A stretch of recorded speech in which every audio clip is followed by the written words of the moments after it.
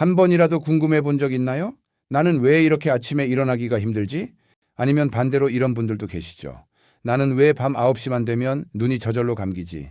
오랫동안 우리 사회는 이런 말을 당연하게 여겼습니다. 일찍 일어나는 사람은 부지런하고 늦게 일어나는 사람은 게으르다고요. 밤을 새워 일하면 열정 있는 사람이고 저녁 9시에 잠자리에 들면 활기가 없는 사람처럼 보였죠. 소중한 우리 가족의 건강을 함께 고민하는 6070 먹고 걷고 채널입니다. 채널에 오신 것을 환영합니다. 오늘 우리가 함께 이야기할 주제는 바로 크로노타입, 즉 당신의 몸 안에 이미 새겨진 생물학적 시계입니다. 충격적인 부분은 이거예요. 당신이 밤에 잠을 못 자거나 아침에 일어나기가 죽을 것처럼 힘든 이유가 당신의 의지력이나 습관의 문제가 아닐 수 있다는 겁니다. 당신의 유전자와 뇌 구조가 이미 그렇게 설계되어 있기 때문일 수 있어요. 2007년 미국의 임상수면 전문가 마이클 브루스 박사는 전 세계 수백만 명의 수면 데이터를 분석한 끝에 이런 결론에 도달했습니다.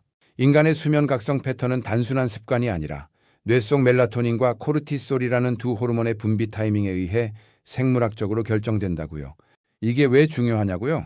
비유를 하나 들어볼게요. 우리 몸 안에 정확한 타이머가 달린 커피 머신이 있다고 생각해 보세요. 어떤 사람의 커피 머신은 새벽 4시 30분에 자동으로 켜집니다. 반면 어떤 사람의 커피 머신은 오전 9시가 넘어야 작동을 시작하죠. 어느 쪽이 더 좋은 커피 머신인가요? 둘 다 좋은 커피 머신입니다. 단지 타이머 설정이 다를 뿐이에요. 아이타이머 설정이 바로 크로노타입입니다.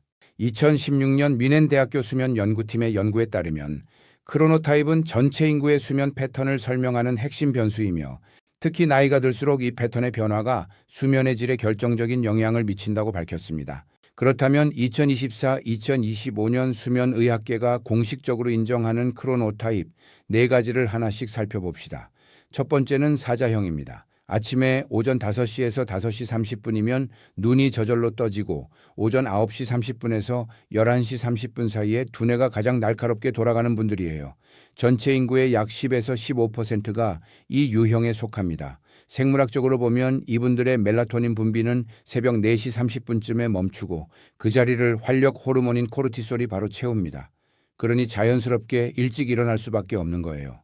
하지만 중요한 사실이 있습니다. 사자형이라고 해서 무조건 좋은 건 아니에요. 이분들은 저녁 8시 30분이면 이미 피로가 몰려오고 밤 9시 콘서트나 늦은 저녁 약속은 거의 고문에 가깝습니다. 두 번째는 고명입니다. 인구의 무려 50에서 55%가 여기에 속합니다. 말 그대로 두 사람 중 한 명은 고명이에요. 이분들에게 오전 9시 출근, 오후 6시 퇴근 스케줄은 완벽하게 맞아 떨어집니다. 최고 생산성 시간은 오전 11시에서 오후 2시 사이이고 사회 시스템이 고명에게 맞게 설계되어 있다고 해도 과언이 아닙니다. 세 번째는 늑대형입니다. 올빼미형 인간이라고도 불리죠. 창의적인 예술가, 배우, 작가들이 이 유형에 많이 속합니다. 이분들의 최고 아이디어는 오후 2시가 아니라 새벽 2시에 떠오릅니다. 아침을 극도로 싫어하고 오전 루틴이 이분들에게는 생산성 차원에서 맞지 않을 수 있어요. 네 번째는 돌고래형입니다. 지능이 높고 책을 많이 읽으며 세부적인 것에 예민한 분들이 많아요. 사자형처럼 일찍 깨지만 다시 잠들기가 어렵고 수면의 질이 낮아 만성 피로를 호소하는 경우가 많습니다. 약간의 불안감과 강박적인 성향이 있는 분들에게서 자주 나타납니다. 지금 당장 스스로 체크해 보실 수 있는 3가지 질문을 드립니다. 질문 1. 아무 약속도 없는 휴일 아침, 알람 없이 자연스럽게 눈이 떠지는 시간이 오전 6시 이전인가요? 사자형 가능성이 높습니다. 질문 2. 오후 2시 이후에 가장 창의적인 아이디어가 떠오르고 밤 11시가 지나도 집중력이 유지되나요? 늑대형 가능성이 높습니다. 잠들기 전 사소한 걱정이 머릿속을 맴돌고 자도 개운하지 않은 날이 많나요? 돌고래형 가능성이 높습니다. 나머지 분들, 즉 그냥 평범하게 자고 평범하게 일어난다고 느끼시는 분들은 높은 확률로 고명입니다. 자, 이제 가장 중요한 부분입니다. 내 크로노타입을 안다고 뭐가 달라질까요? 모든 것이 달라집니다. 사자형이라면 오전 9시 30분에서 11시 30분 사이 이 2시간에 하루 중 가장 어렵고 중요한 일을 배치하세요. 그리고 오후 2시 이후에는 두뇌를 많이 쓰는 일보다 산책, 가벼운 집안일처럼 몸을 쓰는 활동으로 전환하세요. 억지로 오후에 집중하려다가 오히려 스트레스만 쌓입니다. 늑대형이라면 아침마다 일찍 일어나야 한다는 강박에서 조금 자유로워질 필요가 있습니다. 창의적인 작업은 오후 4시 이후로 미루고 오전은 루틴을 자동화해 인지, 에너지를 아끼세요. 수면 개선의 핵심 수치를 하나 드립니다. 취침 전 자신의 피로도를 0에서 10 사이로 평가해 보세요. 이상이면 그날 수면은 충분한 준비가 된 것이고 4 이하라면 뇌가 아직 준비되지 않은 상태입니다. 억지로 누워있기보다 차라리 10분에 5분 가벼운 스트레칭이나 독서가 훨씬 효과적입니다. 그리고 한 가지 구체적인 모니터링 방법을 알려드릴게요. 7일 동안 매일 다음 3가지를 기록해 보세요. 잠든 시간, 눈뜬 시간, 그리고 오전과 오후 중 어느 시간대에 더 집중이 잘 됐는지입니다.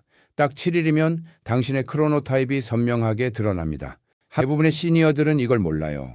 수면 클리닉에서 수면제를 처방받거나 멜라토닌 보충제를 무기한으로 먹거나 심한 경우 수면 내시경이나 다양한 치료를 반복하는 분들이 계십니다. 물론 이런 방법이 단기적으로는 도움이 될 수 있습니다. 하지만 2022년 미국 수면의학회 가이드라인은 이렇게 명시합니다. 수면제의 장기 복용은 인지기능 저하와 낙상 위험을 높이며 근본적인 크로노타입과 생활습관 교정 없이 약물에만 의존하는 것은 수면의 질을 장기적으로 개선하지 못한다고요.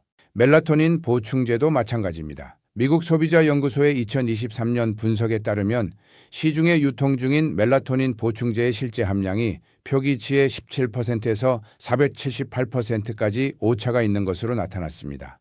즉 내가 먹는 양이 진짜 얼마인지조차 정확하지 않다는 거예요. 가장 강력하고 부작용 없는 수면 치료는 생활 습관의 조정입니다. 그 중에서도 카페인 타이밍은 정말 중요합니다. 카페인의 방암기는 약 6시간에서 8시간입니다. 즉 오후 3시에 마신 커피 한 잔의 절반은 밤 11시에도 당신의 뇌에서 여전히 작동하고 있습니다. 오후 2시 이후에는 카페인 섭취를 멈추는 것만으로도 수면의 질이 눈에 띄게 달라집니다. 그런데 여기서 시니어 여러분들께 특히 중요한 이야기를 드려야 합니다. 크로노타입은 평생 고정되는 게 아닙니다. 어린아이일 때는 사자형이었다가 초등학생이 되면 곰형, 사춘기에는 늑대형으로 변합니다. 그리고 23살에서 24살쯤이 되면 자신의 고유한 크로노타입으로 정착해 25년에서 30년을 유지하죠. 그런데 50대 중반에 들어서면 다시 한번 변화가 찾아옵니다. 충격적인 부분은 이거예요. 이 시기부터 멜라토닌 생성 속도가 느려지기 시작합니다. 멜라토닌이 덜 만들어지니 잠이 얕아지고 중간에 자꾸 깨게 되고 아침에 너무 일찍 눈이 떠집니다. 게다가 노회파 각성이라고 불리는 활동이 증가하면서 수면을 방해합니다. 이걸 몰랐던 많은 시니어분들이 나는 원래 잠이 없는 체질이야 라고 체념해버립니다. 하지만 틀렸습니다. 이건 나이 탓이 아니라 호르몬 변화에 따른 자연스러운 크로노타입의 전환입니다. 그리고 이걸 알면 대처할 수 있어요.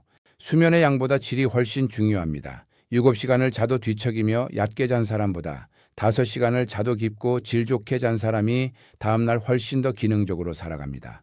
오늘 이야기를 정리해 볼게요. 당신이 밤에 잠을 못 자는 이유, 아침에 너무 일찍 깨거나 너무 늦게까지 자는 이유, 그건 게으름도 의지력의 문제도 아닙니다. 당신의 뇌 속에 이미 설정된 생물학적 타이머, 크로노타입이 작동하고 있는 겁니다. 사자형, 곰형, 늑대형, 돌고래형, 어느 유형이든 틀린 유형은 없습니다.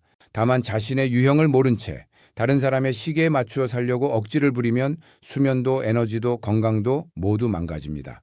아직 늦지 않았습니다. 당신의 뇌는 60세에도 70세에도 80세 이상에서도 새로운 리듬에 반응할 수 있습니다. 오늘부터 딱 7일만 내 수면 시간과 집중 시간을 기록해 보세요.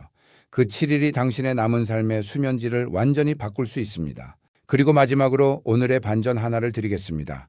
많은 분들이 아침 일찍 일어나는 사람이 성공한다는 말을 믿고 억지로 새벽에 일어나려고 알람을 맞추며 고생합니다. 하지만 세계적인 수면 연구자들이 내린 결론은 이렇습니다. 성공한 사람들이 일찍 일어난 게 아니라 자신의 크로노타입에 맞게 산 사람들이 성공했다는 겁니다. 당신의 몸시계를 믿으세요. 그게 당신에게 맞는 최고의 수면 처방입니다. 여러분의 소중한 일상이 건강하시기를 바라며 오늘 영상은 여기서 마치겠습니다. 6070 먹고 걷고를 시청해 주셔서 감사합니다.